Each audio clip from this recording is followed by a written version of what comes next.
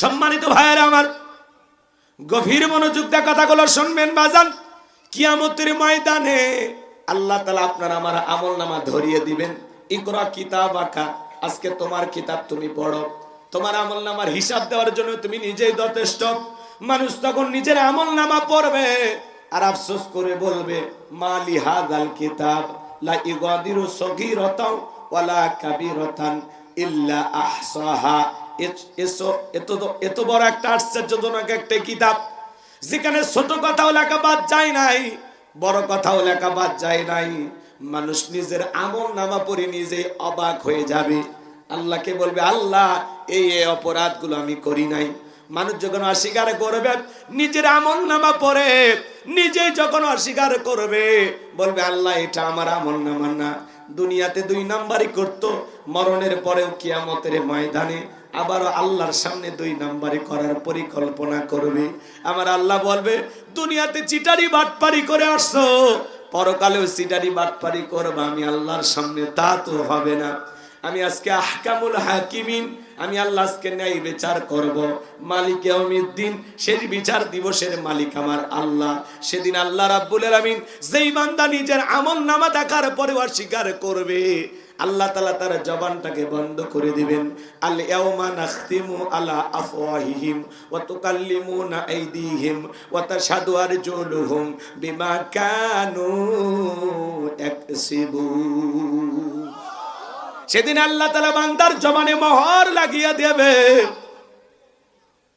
আপনার হাত তখন আপনার বিরুদ্ধে সাক্ষী দিবে, আপনার পা তখন আপনার বিরুদ্ধে সাক্ষী দিবে, আপনার অঙ্গ প্রত্যঙ্গ আপনার বিরুদ্ধে সাক্ষী দিবে, আপনার চোখ আপনার বিরুদ্ধে সাক্ষী দেবে, আপনার দেহের অঙ্গ প্রত্যঙ্গ আপনার বিরুদ্ধে কিয়ামতের ময়দানে সাক্ষী দেবে।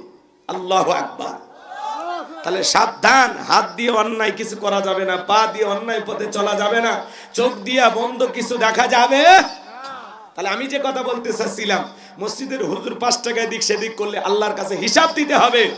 মাদ্রাসার ইমাম, মাদ্রাসার মুআতামিম হুজুর যদি এদিক সেদিক করে, তাকেও আল্লাহর কাছে হিসাব দিতে হবে। সমাজের নেতা, চেয়ারম্যান মন্ডল, মাতাব্বর, এমপি, মন্ত্রী, তারা যদি এদিক সেদিক করে, তাদেরকে আল্লাহর কাছে হিসাব দিতে হবে। নেতা বলে ফেরেশতারা ছাড় দেবে না। নেতা যদি এদিক খেয়াল করেন, নেতা যদি এলাকার চেয়ারম্যান হওয়ার পরে এলাকায় নিশাদ্রব্য কমে যায়, এলাকায় যদি অন্যায় অপরাধ কমে যায়, গান বাজনা অশ্লীলতা কমে যায়, সমাজে যদি ভালো কাজ সে চালু করতে পারে, চেয়ারম্যানকে আল্লাহ তাআলা কিয়ামতের ময়দানে এর উত্তম পুরস্কার দেবেন। কথা বলে ঠিক কিনা? কিন্তু সে চেয়ারম্যান হওয়ার পরে এলাকায় যদি মদ, জুয়া বা ফেন্সিডিল, গাঁজা এগুলো বাইরে যায়, অশ্লীলতা, উলঙ্গপানা, নাচ গান এগুলো যদি বেড়ে যায়, কিয়ামতের ময়দানে আল্লাহ তাআলা কাছে এইগুলো ব্যাপারে তাকে হিসাব দিতে হবে।